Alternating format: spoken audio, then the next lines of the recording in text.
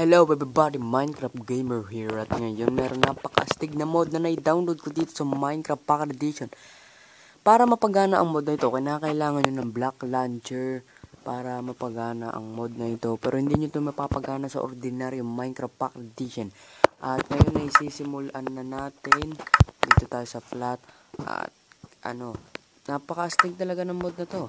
At makikita nyo na lang basta sa inventory nyo ang mod. May makikita ko yung stick, fireplace, dalawang log, dalawang pwesto yan, at lamp. Sisimulan natin sa stick.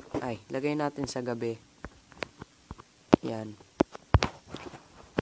Yan ang tent. At tsaka natin ilalagay ang lamp. At tingnan nyo, ang cute at napakaliit ng lamp na yan. At tsaka natin ilalagay ang kama. Ilalagay natin ang kama dyan. Yan na ang kama. At itong log ay dito natin ipwepesto ang log na to. Oh no.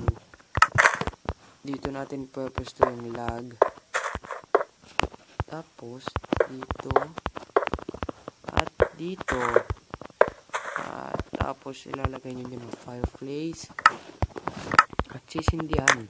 At tingnan nyo yan, napaka-astig ng mod. Para lang yung kandila, pero tingnan nyo, ito lang ang naiiba. Tingnan nyo, nakakaupo ako. Hindi kita nyo naman, diba? Ang astig talaga ng mod na to. Sana magustuhan nyo ang video ito. Paki-like at subscribe. Tingnan nyo dyan sa link dyan sa baba para ma-download ang mod na ito. At bye-bye! Salamat sa panonood nyo. Pa-like at subscribe.